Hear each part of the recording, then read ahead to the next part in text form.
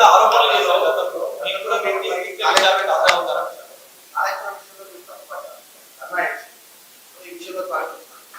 నేనేం తప్పు పట్టట్లే. నేనేమంటున్నా, వారు మాట్లాడిన మాటలు చూడండి. ఎట్లా అయితే మంచోడైనా చెడ్డోడైనా మేము చెప్పిన వాళ్ళకి ఓటేయాలన్నారో, అసలు మమ్మల్ని విచారణకే పిలవద్దు అన్నట్టు మాట్లాడుతుంది. అసలు ఆ సిచ్యువేషన్ ఎందుకు వచ్చింది? ఇన్ని రోజులు పిలవలేదు కదా కేసీఆర్ గారిని విచారణకు. ఇప్పుడు ఆ సిచ్యువేషన్ వచ్చింది కదా. ఆ సిచ్యువేషన్ ఎందుకు వచ్చిందో ఇప్పటికన్నా అంతర్గతంగా వాళ్ళు పరిశీలన చేసుకోవాలి. ఒకటి. రెండు, ఒకవేళ పిలిచిండ్రు అనుకోండి విచారణకు, పోక తప్పదు. ఇప్పుడు రేపు నన్ను పిలిచినా పోతా. నన్ను కూడా అప్పుడు ఈడీ సిబిఐ పిలిస్తే పోతే కదా. నేను చేసినా నేరం చేయలేదా అనేటటువంటిది నేను చేయలేదని నా మనసుకు తెలుసు, కానీ అది ప్రూవ్ అవ్వాలి కదా. ఇప్పుడు కూడా అదే జరుగుతుంది. సో చట్టానికి అందరం కూడా సహకరించాలి. పిలిచినప్పుడు పోతాం.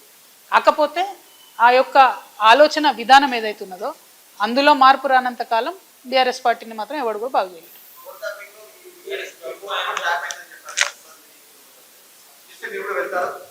తప్పకుండా చట్టానికి సహకరిస్తాం కదా. చట్టానికి సహకరించకుండా ఎందుకుంటాం? వెళ్తాం.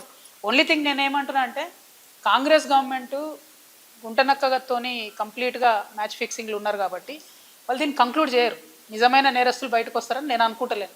ఏదో టైంపాస్ చేసి ఇప్పుడు మున్సిపల్ ఎన్నికలు 10-11 రోజులు హడావుడి చేసి వదిలేస్తారేమో అనేటటువంటి ఆలోచన నాకున్నది. కాబట్టి Congress has to prove if the government is transparent, if they are serious, the investigation should go forward. ఏడబోతుంది 2 ఏళ్ల నుంచి?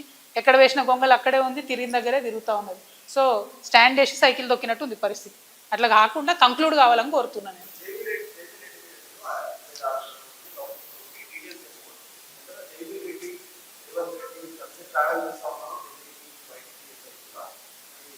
అంటే జైవీర్ రెడ్డి గారు రేవంత్ రెడ్డి గారు ఎంత క్లోజ్ అన్నది నాకు తెలియదు, నాకు అనవసరం కూడా. పాయింట్ ఏంటంటే, వారు బాధ్యత కలిగినటువంటి ఎమ్మెల్యేగా ఉన్నారు కాబట్టి వారి కంపెనీ నుండి 5,600 crores ఇన్వెస్ట్మెంట్ ప్లెడ్జ్ చేసిండ్రు ఇలా.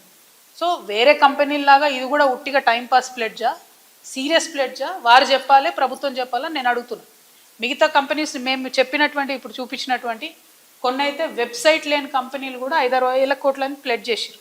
10 లక్షలు పేడప్ క్యాపిటల్ ఉన్న వాళ్ళు కూడా 3,000 కోట్లు అని చెప్పి ప్లెడ్జ్ చేయడం జరిగింది. సో నేను అందుకని అంటున్నాను, అంటే చెప్తే మీకు బోర్ కొడతాను అన్ని పేర్లు చెప్పలే, ట్వీట్ చేస్తావి, మీరు డీటెయిల్స్ చూడొచ్చు.